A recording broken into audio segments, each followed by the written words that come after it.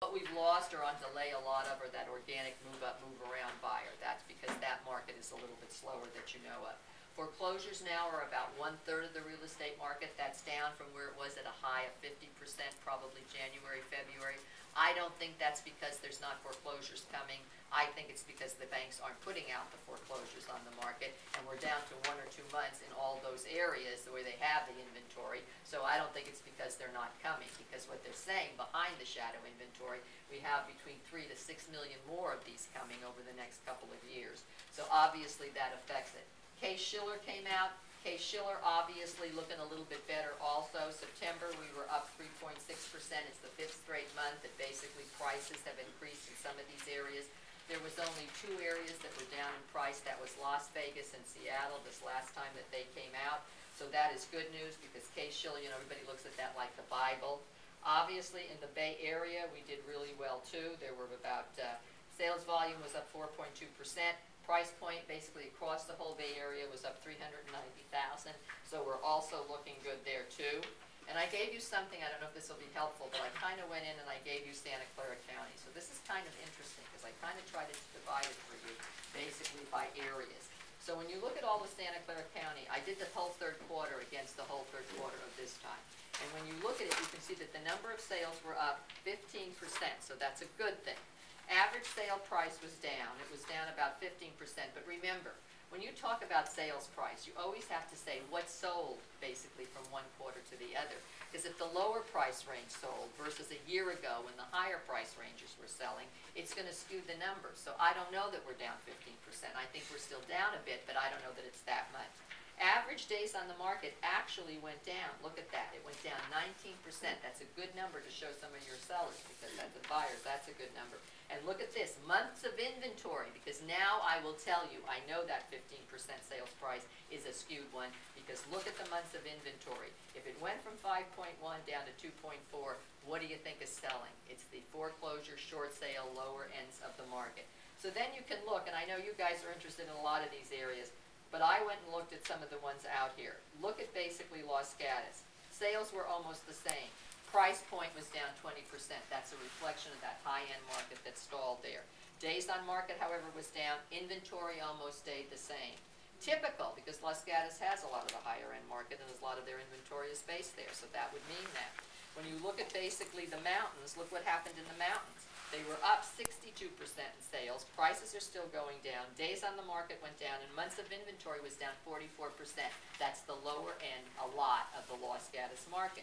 When you look at Monte Sereno, which is obviously one of the high areas ranges here that you have in Saratoga, sales went up, prices obviously were down, days on market went down though, and look at months of inventory. Do you realize last quarter in 2008 you had 30 months of inventory? Look what you have now, 6, so you know that it's getting better out there.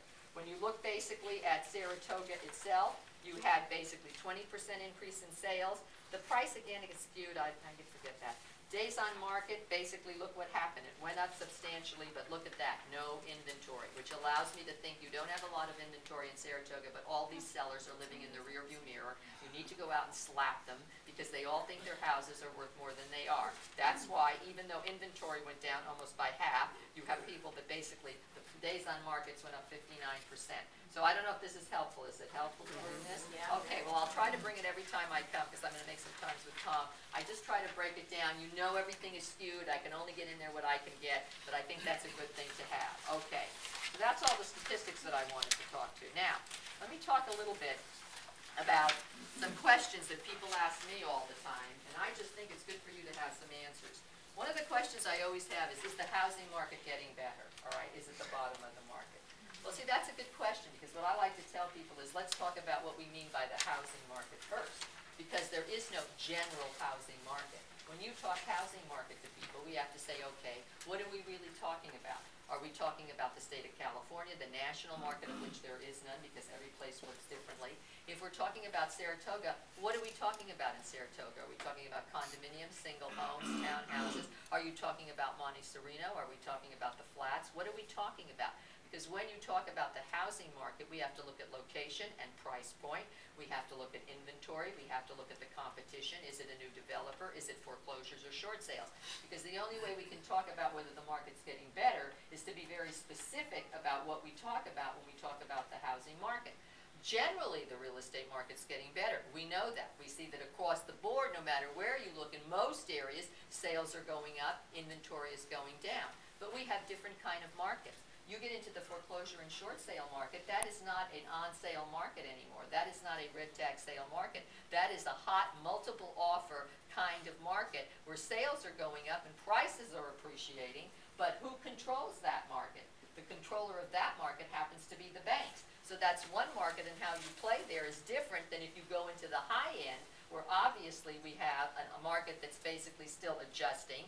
Prices are still going down. You basically have the still traditional seller, though you're getting more foreclosures and short sales there too, and more people who have to sell.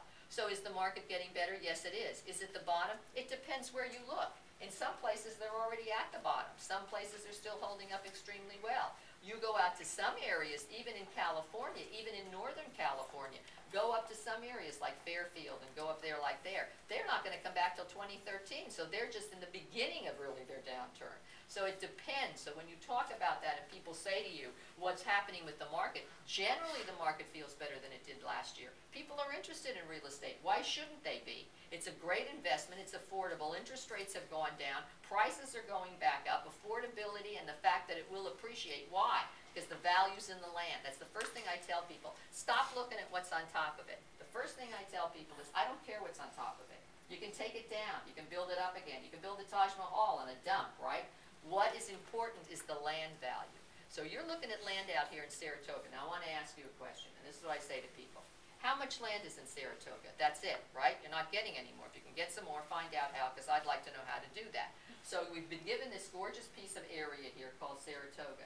Now, if you honestly believe that over a 5, 7, or 10-year period, the land that you have in Saratoga with the supply and demand, which means we never have enough supply, the demand will increase because it's Silicon Valley. If you actually believe that 10 years out that won't be more valuable, that piece of land, than it is today, then you shouldn't buy real estate. But if you believe that, and everybody has to, because just because of inflation and the fact that it's a limited resources, it will appreciate. So the key isn't real estate, look at the house that's on top of it. The key is real estate, look at the land that the house and the property is on. That means everything. So of course, it's a timing issue. So when people say to me, well, when's the bottom? Look, the bottom is going to come. We know we're closer to the bottom than we've ever been. In some places we're there, in some places we're not. You never can time the bottom. I'm more interested in the fact that you're close to the bottom. Let's not get greedy. I told you the story of the stock that I bought. And the stock I bought once was $5 a share. And it went up to $50. And the broker called me and said, sell it. And I said, no, it's going to go to 55. And I remember what he said to me. God, it's just in my brain forever, as long as I live. He said to me, so what? And I said to him, what do you mean, so what? It's going to go up to 55. Are you crazy? This is my money. I didn't sell it. It went to 52, so I got very arrogant, you know, and I called him up and I said, see, and I said, it's up to 52. And I remember what he said to me, double so what? When it went to 26, I figured out what so what meant. So what was he said to me, Carole, in a nice way. I said, okay, I'm basically stupid. He said, well, let me try to give you another graphic. He said, you had this much gain, and you risked all that to get this much more. Now, that's not a very bright thing to do. Why didn't you take this, walk away, let somebody else get that much? You go buy something else and get the next round of the profitability and appreciation that comes. So that's the key. The key is real estate as an investment over time. If you buy it in the right location and you give it time, it's going to give you that. So let's not get greedy trying to say I have to have the absolute bottom, I have to have the absolute this. Look, take the good times when they come, and that's how you'll make your appreciation. All right. Now, let me talk a little bit about some of these other things. How do clients figure out the right value for their home? All right, that's another one that they're going to ask you, and that's a good question. I think valuation today, there's a difference between value and valuation. All right, let me try to explain what I mean by that. Value, I think, is what buyers see as what they're willing to put on a piece of property when they go out and they shop and they look at basic property. I think what we have to do when we're working on the seller side is determine what valuation is going to be in that market. And here's why. Because right now, I think the valuation of real estate in the real estate market is being determined by appraisals and the banks. I think the buyer comes in and he may think one thing more or less. They may be willing in some areas to pay more than what something will appraise